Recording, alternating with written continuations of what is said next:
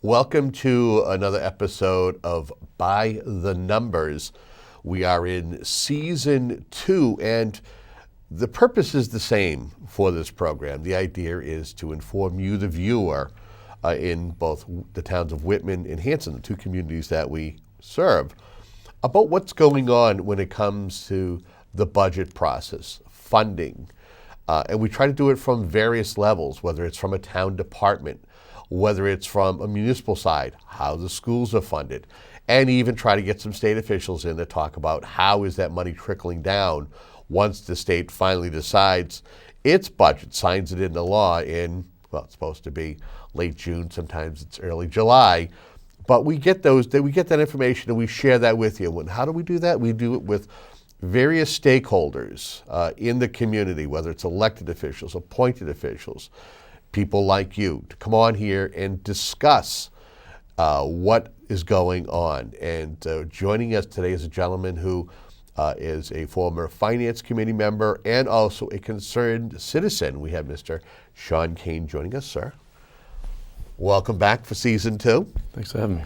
I think probably the first question that I ask you is, how do you feel the town of Whitman is doing financially compared to when they were beginning the process for our current fiscal year, which is 2020? I think we're in much better shape. If you go back with the timeline, I think there's been a lot of significant action that has taken place. The Finance Committee and the Board of Selectmen, the Budget Override Committee, to really move a lot of the critical pieces, the founding financial pieces in place in Whitman. I think the vast majority of what they've done has been really great. What do you? How did we get here? How do you feel that if there's a betterment to the process, or that, because when we look back a year ago, there were a lot of people, the people who sat in this room and we chatted, had a lot of questions and wanted answers that weren't necessarily revealing themselves. Yeah, I think when we look back a year ago or a couple of years ago, a lot of the critical pieces weren't in place. The strategic plan, the capital plan, financial policy, the budget document. For me, those are the founding 4 elements that need to be in place for any community to, get on stable ground. The foundation. The foundation. Over the last year, we've hired consultants, reached out to other organizations to come in and review what we do. And sometimes when you do that, you get some positive feedback. There's a lot of good things that have been happening over the last 10 years. And then you get some feedback that, not that it's negative, but they're going to say, hey, maybe try this differently and try this differently. And we've got some of that feedback this year as well. And it has been explicit. The consultant comes in, he has these discussions, and then they have follow-up meetings where he gives reports back from department heads, and then ultimately formal recommendations. And those formal recommendations, even if you don't necessarily agree with them, it's hard to disagree with a formal recommendation that's given by somebody who's extremely knowledgeable about finances. So even if you disagreed, it'd still be an acceptable, in my terms, an acceptable disagreement. Where without the recommendations, without the formal plan, it becomes more of a loose argument, anecdotal stuff, So I think having a lot of that structure in place or building towards it is really important. I think what you're kind of alluding to, and what my next question would be, is we know that Whitman officials formed a special subcommittee called the Budget Override Evaluation Committee last fall to take a closer look at the budget problems, what could be done better. How much of their meetings have you followed, and do you feel it's been successful so far? I consistently follow the meetings. All but one, I think, was televised, and I read the minutes of the one that wasn't. I try to stay up on those things, as well as the other meetings, because to just follow one committee meeting and not the others does create some holes in, some of the important knowledge that you should have.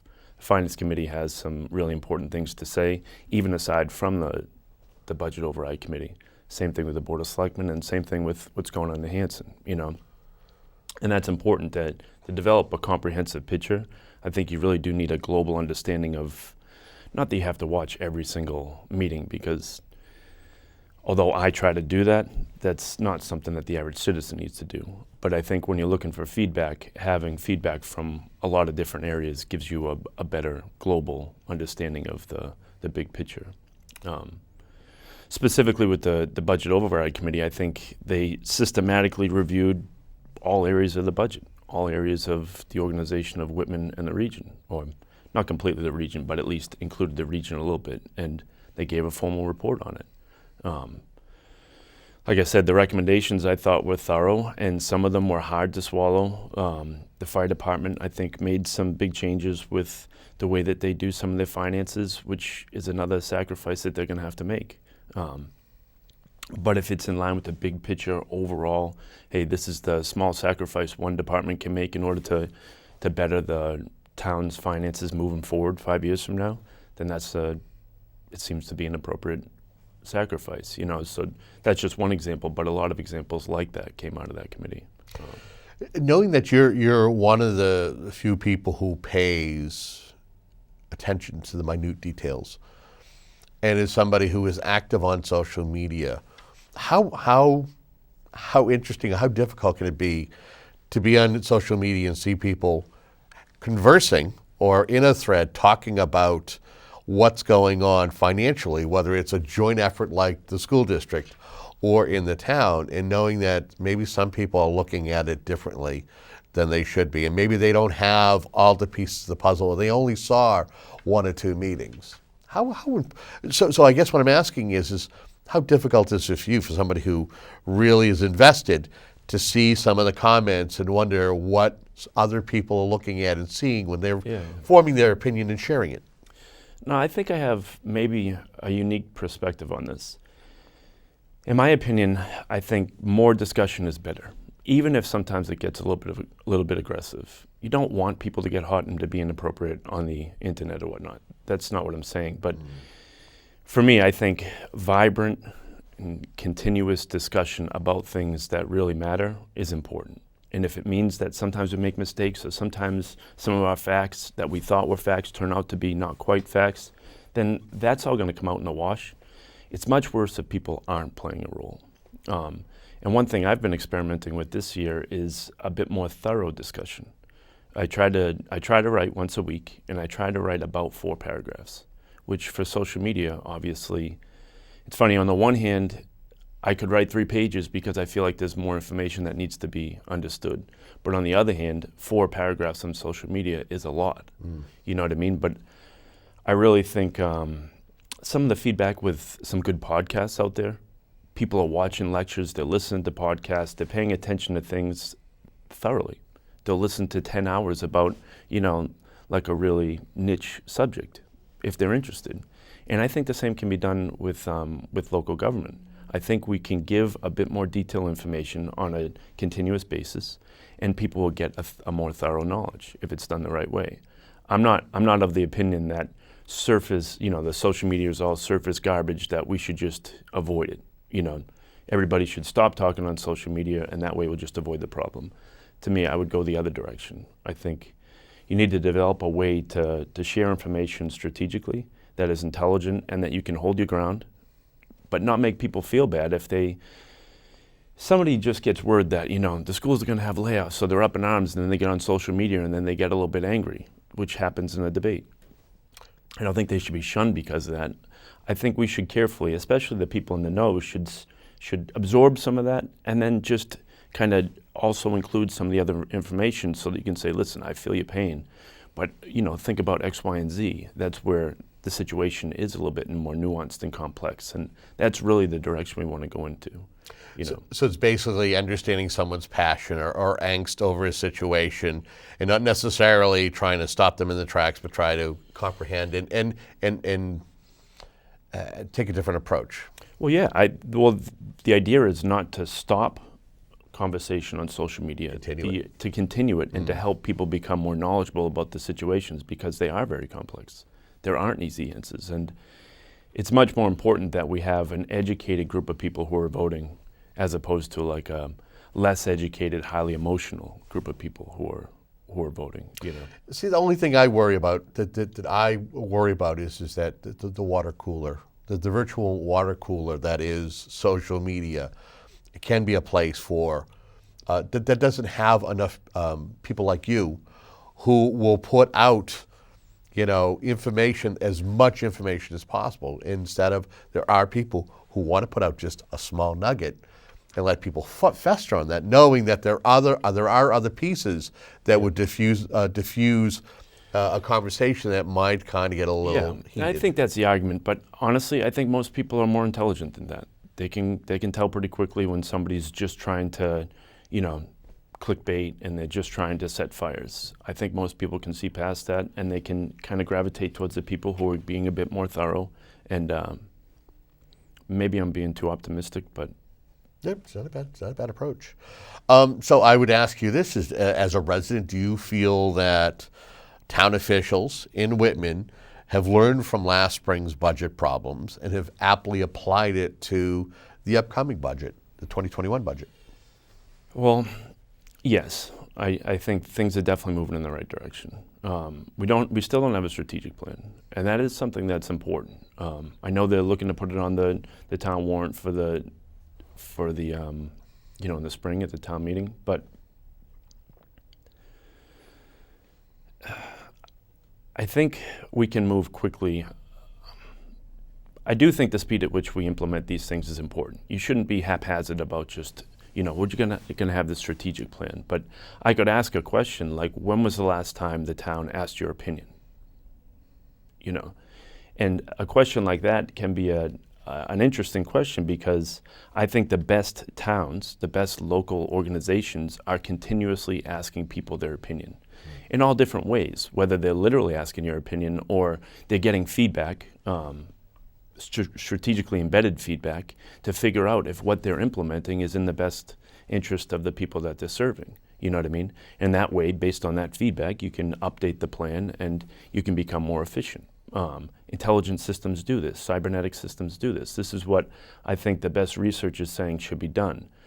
So the fact that we have a capital plan that's been adopted, the fact that we have financial policy that is being, accepted into what we're going to implement, those are all great things. But unless you have a system in place that is intelligent and actively updating itself and actively being responsive, you could do that in 1 year, and in 2 years it could become obsolete. So I think they have learned. They're moving in a direction that I'm happy with, but I wish the bar would be higher. I wish they would say, what is the best system that we can implement? How do we become a model community for the state of Massachusetts? Yeah, for other towns to follow. Yes. If we're constantly asking that question, how can we continuously get better, more efficient, update our systems to become better and better, then we'll keep making improvements that are hard to argue with. Back to the social media issue. If you're making an argument like that, it's very difficult to argue against, And that's something that other people, I don't think, give enough credit to about social media. If I present an argument on social media, which I do often, I want feedback because it's gonna expose weaknesses in my argument. If Bruce Young reads my argument thoroughly, and he usually does, and then he gives me feedback and says, Shawn, what about this, this, and this?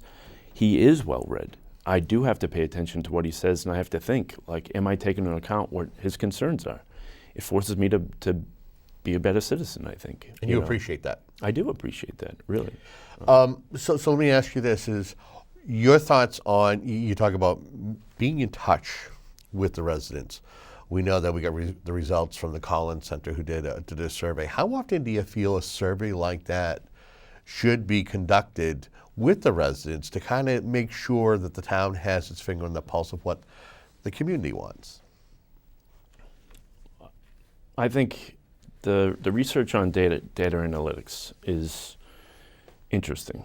I'm not extremely well schooled about this, but I have read a little bit about it. And I think strategically embedding ways to get feedback from people, whether they use the fire department, the use of the police department, the use of schools, the DPW.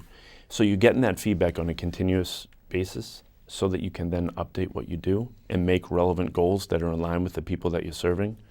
I think that's where all the best research I'm reading leads to, you know. So more things like the Collins Center, more things like more consultants. Audits, although the current audit, I think there might be some controversy around it. Audits can't be a bad thing. You know, they Checks and balances. Checks and balances. And I think having professionals come in to evaluate your system to give you feedback is extremely valuable. It's the only way you're going to get better, right? Yeah.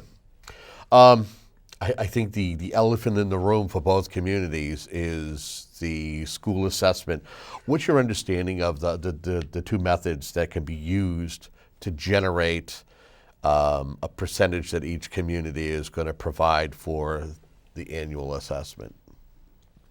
Well, it's a big question. Just my specific understanding about the one from the other. The old school method, the alternative method that we've been using for a long time is primarily based on enrollment. Whitman has 60% roughly, and Hanson has 40. Therefore, of the budget that we're responsible for, that's how you're going to divvy it up. You know, pretty cut and dry. The statutory method takes into account other factors that seem to be very important from the perspective of the state. If you don't want communities to simply be funded based on, you know, the wealth that their local community enjoys, but you want to create more an equitable education system, you have to take things into account like, you know, the aggregate personal income. You have to think about how much the real estate is worth. You know, all those. It seems relatively complex, but I think they've done a pretty good job of explaining how they do that. But that being said, depending on your perspective, I personally think the statutory method is a more efficient and a more equitable system. However, you can make an argument that the alternative agreement, when you're looking at it in the full regional agreement, because it is just one part of the full regional agreement, some communities have found that works better for them. And Hanson, obviously, some people in Hanson are making that argument. Do you want me to keep going? Yeah, absolutely. If that's, you know, it's about the conversation and your understanding of it, and I want to make sure that you're able to kind of really share your thoughts. Well, maybe to take a step back a little bit, back to the strategic plan. If I said, listen, I think we should invest more money in the schools, and you said, you know, I think we should invest more money in public safety, and somebody else said, well, I think we should invest more money in the DPW, and somebody else said, you know, right now I can't make an investment, I just want to keep my taxes as low as possible. Well, who's right? Again, that's another interesting question, because when you're talking about, you know, communal values, it's not like I'm right and you're wrong. It's we live in a community of people who have different values. So then the question is, how do you create a system that takes into account systematically? It's equitable. Yeah, in an equitable way. And the strategic process does that. Well, you then, in my mind, I overlay that with the statutory method versus the alternative method. Well, who's right? Both people can make strong arguments why, you know, why one or the other is correct. Hanson will make the argument that we have a current agreement in place, and to break that agreement is significant. Whitman can make the argument about, you know, but if you look back the last couple of years, there was some misinformation, and they pushed it pretty hard last year, and there wasn't a whole lot of follow through. So, you can make strong arguments. For me, from a strategic point of view, my own personal opinion aside, which is what I'm trying to do, I think that the best option is a compromise. You're taking into consideration some of the strong arguments from Hanson, you're taking into consideration the strong arguments from Whitman, and you meet in the middle. And if we do that, I think 5 years from now, we'll be in a better place. The problem is, if I'm being critical of Whitman right now, problem is they voted on this issue early. And for the Board of Selectmen to make a vote before going to the table with Hanson was a mistake. Knee-jerk reaction, possibly? I don't think it was a knee-jerk reaction. I think it was their understanding of the situation, and they have strong arguments in saying we need to move forward early so that Hanson can prepare. I think that, if I remember correctly, that was their rationale. But for me, I was thinking, and I continue to think, if you don't allow Hanson to at least come to the table and share some of their discussion and then work it out formally as part of the regional agreement, which I think is the right way to do it, then you undermine the regional process. And when you undermine the regional process, you can set off a chain of events that can really lead to some aggressive political action. And that, if we go back to the beginning of the conversation, the progress we made in the last year was about things being a strong foundation and predictable and having a clear vision for where you're going to go and how you're going to get there and creating the structure to get there. When you create aggressive action and instability, you're threatening a crack in that foundation, which I think is just too big of a risk. Why not compromise in a year or two and let Hanson prepare for this? And then they probably appreciate the compromise. I actually think there are people from Hanson that do really respect the statutory method and would fall in line with what Whitman wants to do. But so I guess what I'm asking, I'm curious, is you kind of feeling that maybe there should have been more of a proactive approach to maybe trending into the statutory method instead of a reactive? There's definitely the proactive versus reactive, but fundamentally it seems like the regional agreement, there should be a regional agreement committee to hash this stuff out because it is complex and nuanced. You can see again how it's being played out on social media. People are quick to latch on to the quick hot button arguments, right? And those are aggressive arguments, and they're hard to answer on social media because you want to give a more detailed description. But when you try to give a more detailed description, sometimes you lose, people don't necessarily read those long descriptions. Yeah. But in a regional committee, they can have those long discussions. They can hash it out, and even if it got a little bit aggressive, so be it in a committee. And let it be transparent. Let people watch those long meetings and let them work themselves out and let there be a vote. And then they would formally amend the regional agreement. But they didn't do that. Do you feel that the move to a statutory method could possibly cause a long-term rift between the two communities that have been married together via a school district? I do, even though if we were just to put down the arguments for deregionalization right now on the table, financially they wouldn't make sense, and I think the statute again is in Whitman's favor on this. You can't just quickly deregionalize. And I'm sure if Hanson's really motivated, or if their population is really motivated to do so, they will find ways to make that happen. And I think that's the risk that Whitman is taking. And why? I don't know why. For a matter of big picture, 10 years from now, to look back at this time, for a relatively small amount of money, they're risking a significant impasse between the two towns. And when the region means so much to our financial foundation, I think it's too high of a risk. So I'm not saying people are doing this out of spite, but I feel like they're holding on to their argument very tightly because they believe strongly in it. And I think they believe strongly in that it's going to benefit the town of Whitman. But it's interesting you say that. Do you feel that we've become a society that we don't want to, when we have an argument, that we have to win at all costs? That, when you're trying to make your point, because I've seen conversations with people, whether it's one-on-one or on social media, people do not want to give an inch of ground because they feel that that's a sign of weakness, that they're relenting to the individual that they're having the conversation with. They want to be the one who's right. Are we becoming a society like that? It's funny because I've been thinking about this a lot. I like people who are decisive, personally. I want to support somebody who's decisive. Mm-hmm. Someone like Randy LaMartina, for instance. I think he is pretty decisive, mm-hmm. which I think is a strong leadership quality that I admire. Rich McKinnon is decisive. He has strong convictions. I like that. But from a policymaker's point of view, and the Board of Selectmen, going back to the kind of the values discussion, you have to balance off your own convictions with the perspective that you do represent people who have diverse values. So that's in a sense, that's what you have to balance, you know. And I suppose if some of those guys are sitting at the table, they'd say, well, it was unanimous. All of the Board of Selectmen, all of the Finance Committee, 6 members of the school committee, all voted in favor of the statutory method. And here I am saying that those guys isn't that relatively arrogant of me to make a suggestion that they're wrong?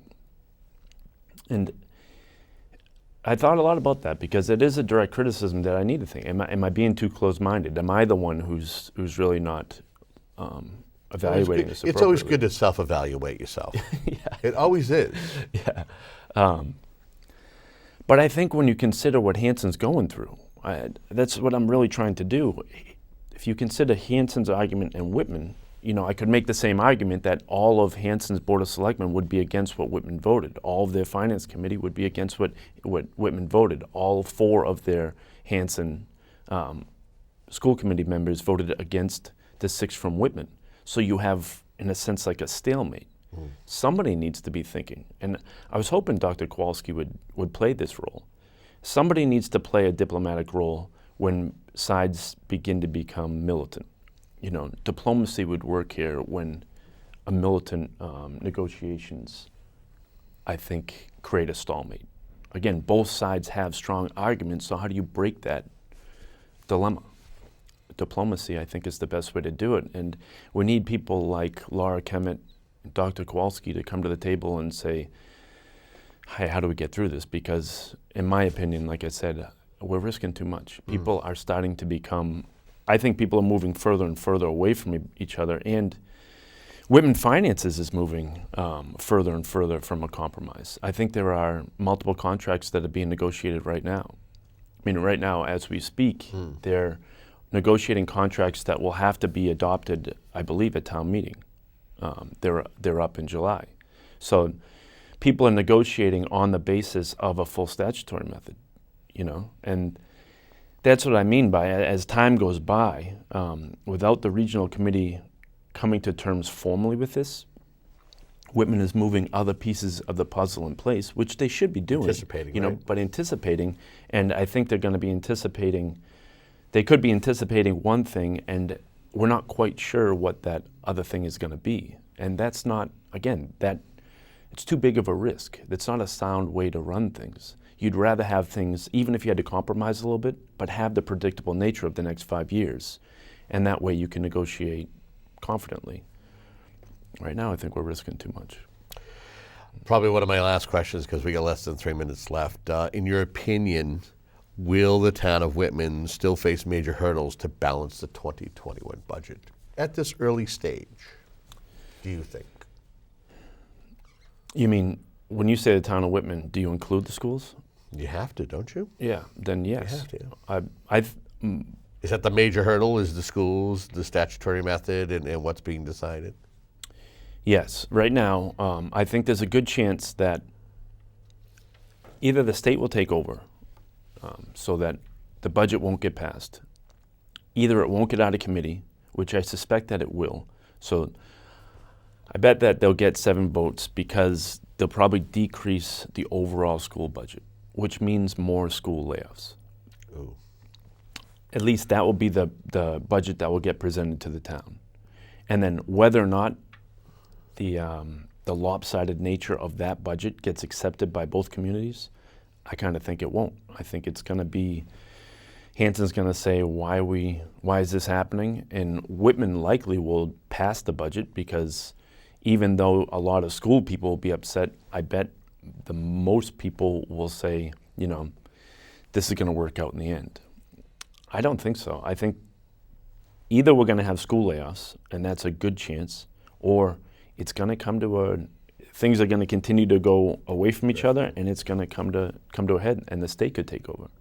And if the state takes over, it's not an easy solution, and it's not, I don't think, a predictable solution. They might come in and bump up the school budget. You know, people make a lot of arguments about school, about the region, but that they make a lot of money isn't one of them. Our school is underfunded. And certainly through the eyes of the state, our school is underfunded. So to have the state come in and take over our finances, I think the chances are more likely that they're going to bump up the budget, not decrease the budget, which would be like a double whammy in a sense to Hanson.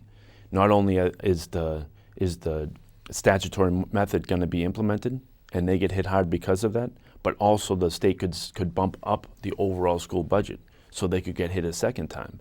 And what would that do to their fire department? What would that do to their police department? And that's really who would be affected. And again, that's all.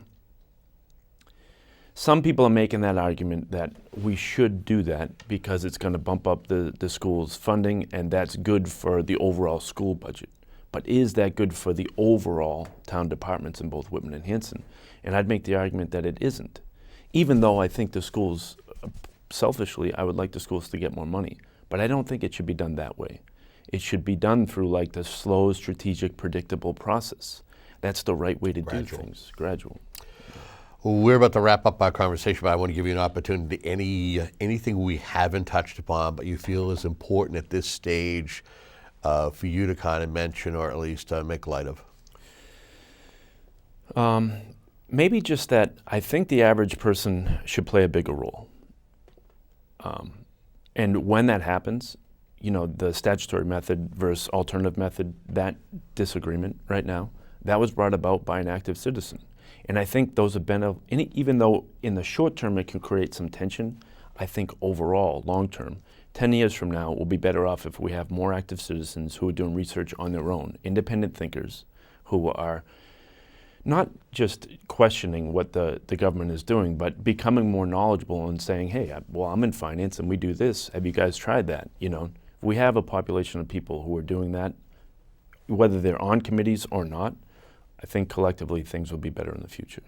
And that's probably my fundamental message. Nothing wrong with a critical thinker, right? Yeah. Shawn, thank you so much for coming in. Thanks for having me.